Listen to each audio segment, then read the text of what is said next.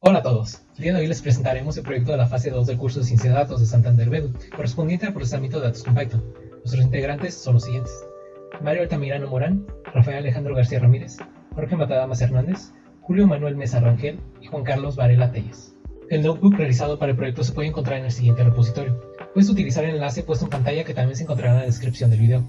Introducción. La malaria o paludismo es una enfermedad causada por un parásito del género Plasmodium, el cual es transmitido por la picadura de un mosquito infectado.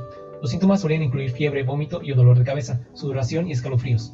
Estos suelen aparecer de 10 a 15 días después de la picadura del mosquito. La forma de diagnóstico consiste en un análisis de sangre bajo un microscopio, realizado por un experto, en donde el parásito es detectado dentro de los glóbulos rojos. Identificación de la problemática. En 2020 se estima que hubo alrededor de 241 millones de casos de malaria. Es necesario de este punto apreciar la importancia y relevancia todavía actual del problema. Debido al proceso de detección, resulta difícil establecer métodos económicos variados para diferentes zonas marginadas. Se desconoce el potencial impacto que podría tener el paludismo.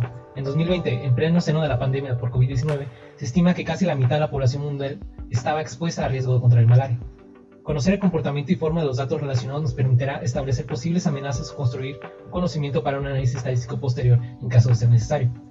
Comenzaremos así entonces, mostrando nuestro código en Python.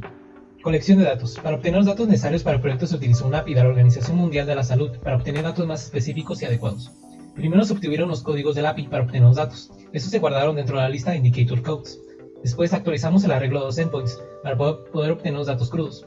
Dado que este dataset ya fue analizado anteriormente, sabemos que tenemos que filtrar columnas para obtener los datos necesarios que queremos de cada uno. Así también filtramos los datos de solamente los países. Ya filtrados haremos un merge de todos dentro de un solo data frame.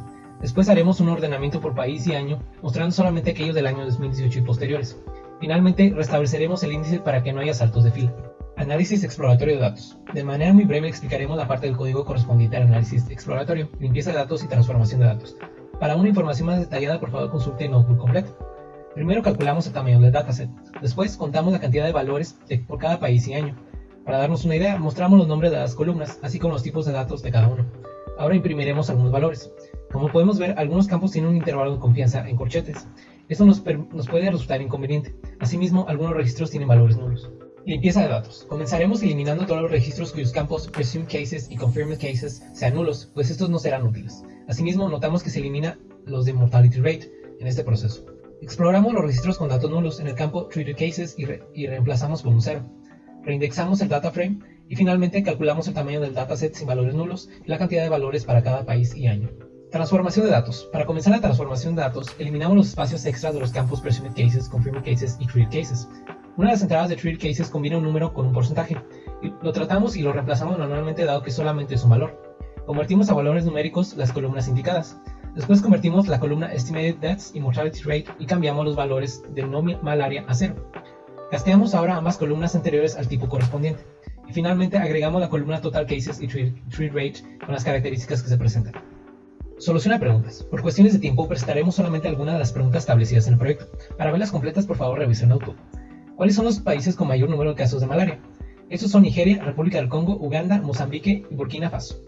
¿En qué países la malaria ha ocasionado mayor número de muertes respecto a la cantidad de infectados?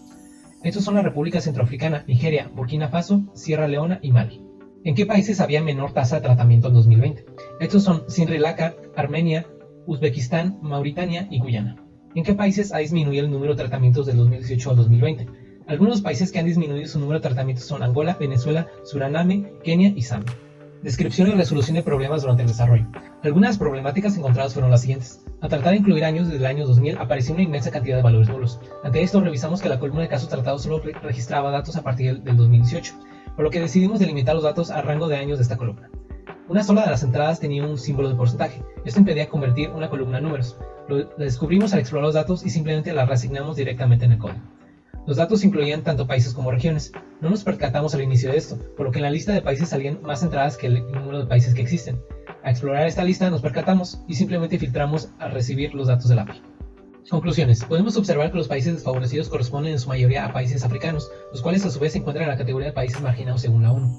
Suponiendo una posible causalidad, esto es un factor alarmante, pues indicaría que no solamente depende de condiciones ambientales para el favorecimiento de esta enfermedad, sino que el desarrollo económico fomenta su progreso y en países cuya tasa de crecimiento económico es bajo o inclusive negativo. Esto significa que la enfermedad es un potencial aspirante para causar una pandemia o una crisis de salud considerable, más considerando la naturaleza de diagnóstico de esta.